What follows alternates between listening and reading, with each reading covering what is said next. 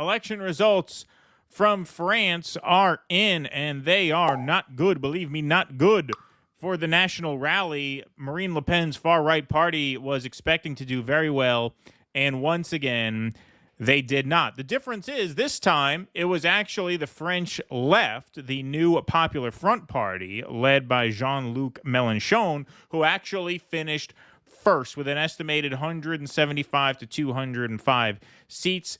Macron's centrist party, the Ensemble party, they finished in second with 150 to 175. And then all the way in third place is the National Rally Party, led by Marine Le Pen. Now, they came in first place on the first round in a high turnout round. And so between the fact that they finished first in the first round and that turnout was higher than expected and that young people have been gravitating towards the right-wing party, they thought maybe this is the year where we defy expectations on the second round and finally break through. But again, it did not happen. And the most positive part of this is that it wasn't the centrist neoliberal Macron party that actually ranked first.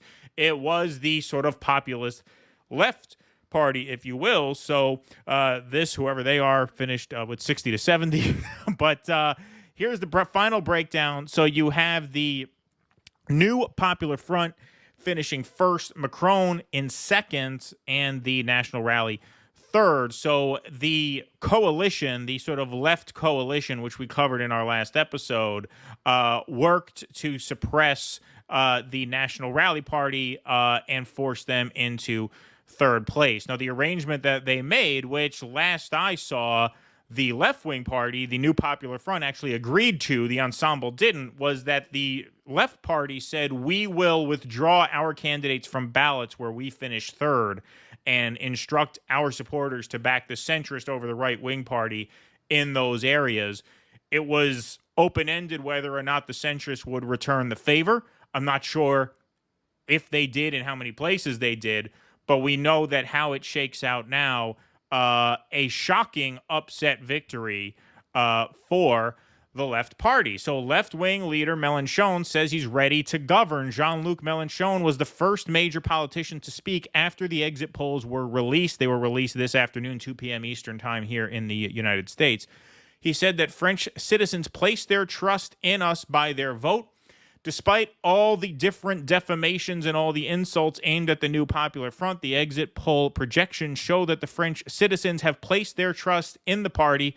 We are ready to govern. We are the only alternative that is coherent, that shows solidarity, and that has a clear, organized program, which apparently does include Palestinian statehood. That was on Twitter as well. They didn't translate the video, so I couldn't understand what he was saying, but that seems to be very smart people seem to say that that's what he was talking about in his speech. So we'll go with that. Shock over unexpected results. These are live updates as the results were coming in. People are quite confused at the national rally, as this is not the political landscape projected. The far right has done much worse than expected, and the leftist alliance is leading the results just ahead of the centrist coalition of Macron.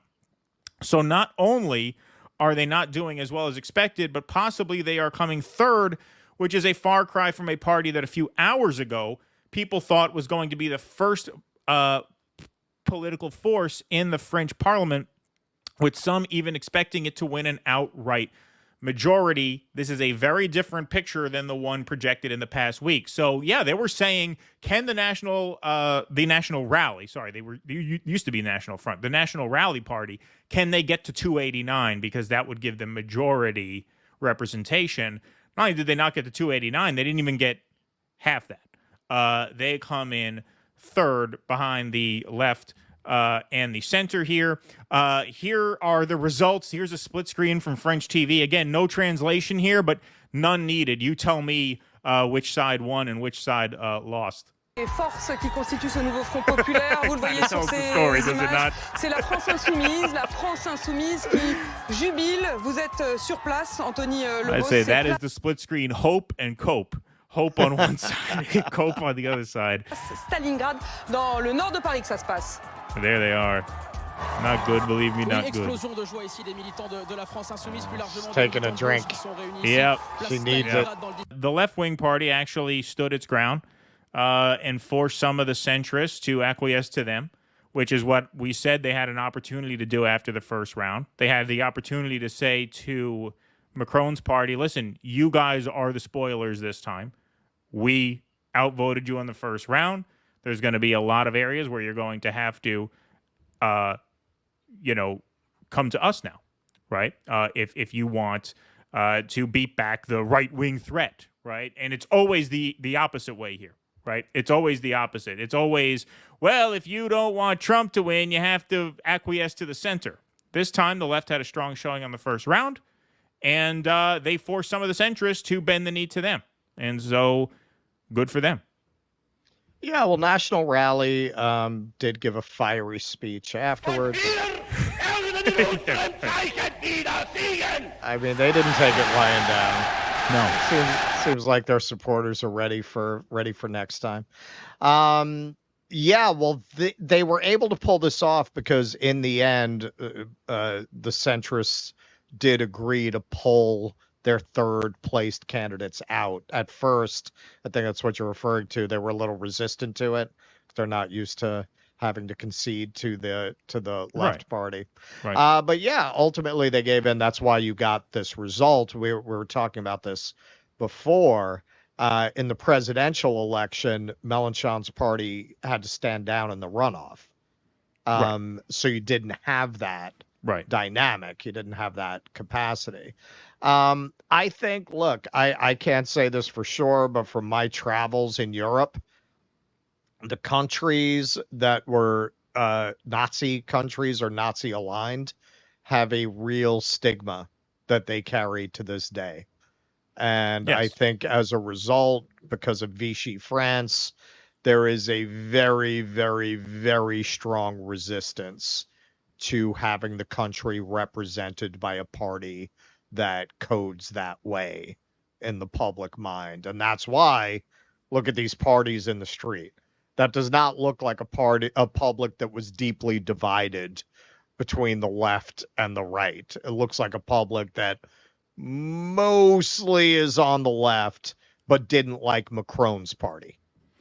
Right, exactly. And, Macron's party does come in second there, which shows you what the last race showed us in France, which is that, there is a lot of energy on the right, but there's also a low ceiling in a country like France, which goes to what Russ was saying. There's apparently still a pretty low ceiling, and they have yet to really break through that. And that showed itself here. This was a little bit tougher to predict. I mean, when we did the segment last week, I said, look, this happened last time where the right wing gave them a scare on the first round and then people consolidated against them on the second round. What made this a little bit tougher to predict is not only did you have three parties in on the second round, but you also had a huge spike in voter turnout. I mean, this was a huge turnout year, and especially in a year where young people tend to be voting for the right-wing party. That creates a giant X factor. And so it was a little tougher to pin down exactly what was going to happen, which is why up until the exit poll came out, people were saying the question is, do they get a majority? Does National Rally get a majority? They almost took for granted that they were going to win, which never really made sense to me, but it was not with more the of a two other major parties teaming up that way. Not with them teaming up. They were still a minority. Even on the first round, National Rally was at 33 points. There's a long way to go from 33 to 50 if you were going one-on-one. It's also tough to hold at 33 and win at 33 when the other parties are coalescing against you. When one party is saying, well, we'll drop out in a three-way race and make it a two-way race because now 50 is the number you need. You can't win at 33 anymore in a two-way race if one of the either the left or the center parties is taking their candidates off the ballot for the second round. So yes, I mean, there is a low ceiling, it seems, on what this National Rally Party is able to do. They were thwarted last time. They were thwarted again this time. This is obviously a much more bitter pill for them to swallow since expectations were higher.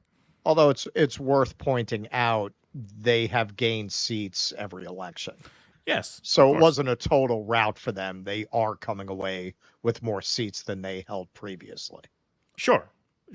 But compared to what expectations were, right, you know, of having an outright majority of parliament, Yeah, indeed. Please clap.